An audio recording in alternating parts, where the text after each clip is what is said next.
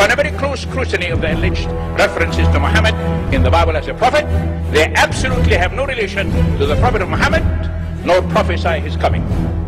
Muhammad is not mentioned in the Old Testament.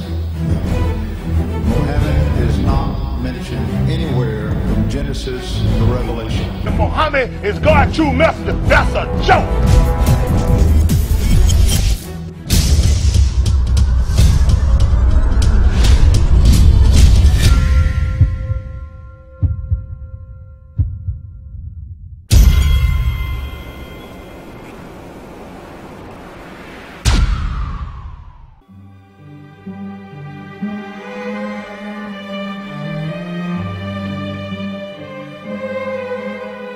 Lo, we inspire thee as we inspired Noah and the prophets after him, as we inspired Abraham and Ishmael and Isaac and Jacob and the tribes, and Jesus and Job and Jonah and Aaron and Solomon, and as we imparted unto David the Psalms.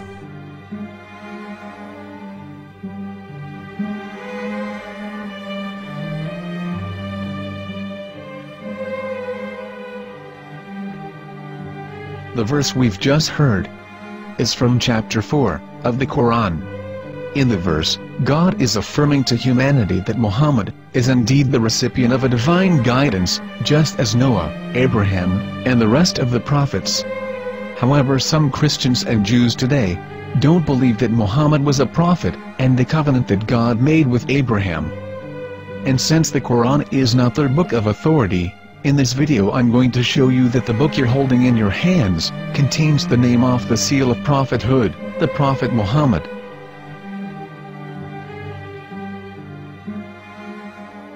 As known, the Old Testament was preserved in the Hebrew language. In the 5th chapter of the Shir HaShirim, which is one of the 5 Megillat or sacred scrolls that are part of the Hebrew Bible, or for short the Song of Solomon, as Christians know it today. That chapter is discussing someone. Jews will say it is discussing Solomon, while Christians will say it is discussing Jesus. Considering this is the Songs of Solomon, it would seem logical that it is discussing Solomon. The verses, describing this mystery man, have the narrator's speech conjugated in the feminine, meaning it is a woman who is describing this man. So it is possible that it is one of Solomon's wives discussing her husband Solomon. However, Christians assert that Jesus is being discussed, and that the chapter is describing a man who was not yet alive at that point. A prophecy.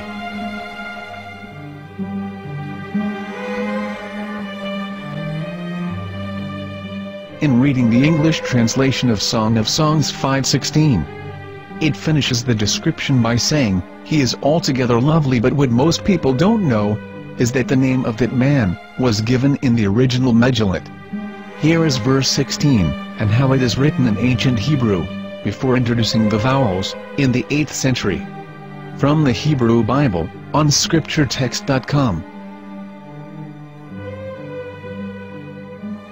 Here is the word in question. This word is made of 4 letters. Mem, Het, Mem, Dalet. Now when reading the word as it is written in its original form, with no vowels, it can be read as Muhammad, which is the name of the Muslim prophet, or as Mamad with no A after the H. According to Ben Yehuda's Hebrew English Dictionary, it is correctly pronounced as Muhammad, not Mamad. So how we're going to know for sure if it's pronounced as Muhammad, the Muslim prophet, or as Mamad, a random Hebrew word? The only way is to give the verse to a rabbi and say to him, "Please read." Here is the Song of Songs 5:16, and how it is read by a rabbi from a Hebrew Jewish site. Please notice, the im in Hebrew is a plural of respect. Hikko Mamittakim kullo Muhammadim Zehdoodeh ve Zehraee benot Yerushalayim. Hikko Mamittakim וכולו מחמד, מחמד, מחמד, מחמד, מחמד, מחמדים. זהדודי וזרעי בנות ירושלים.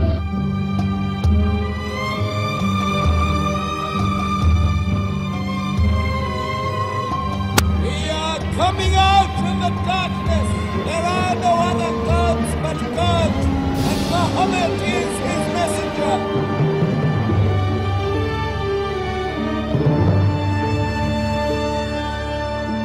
Let the world hear. Hikko Mamittakim וכולו Muhammadim. Zehdoodeh וזרעי בנות ירושלים. Hikko Mamittakim וכולו מחמד, מחמד, מחמד, מחמד, מחמד, מחמדים. זהדודי וזרעי בנות ירושלים.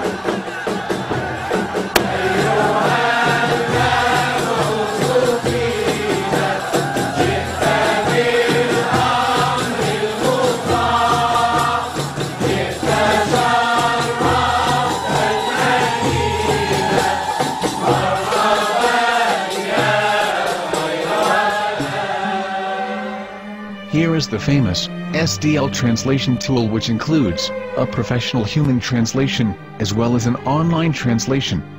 We're going to copy our Hebrew word of the Song of Songs, directly from the Jewish site.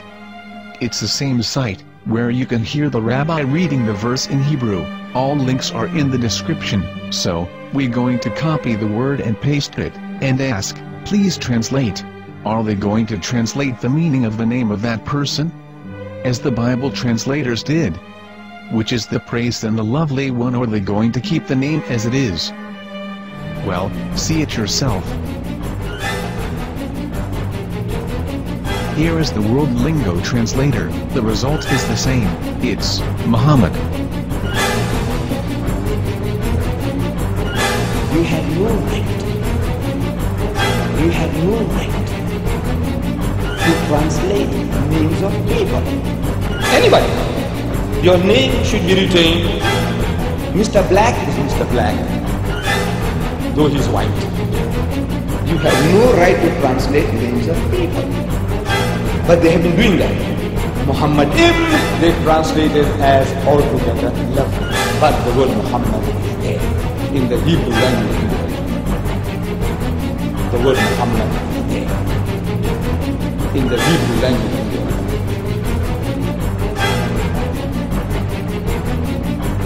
I will tell you a story from my own personal experience.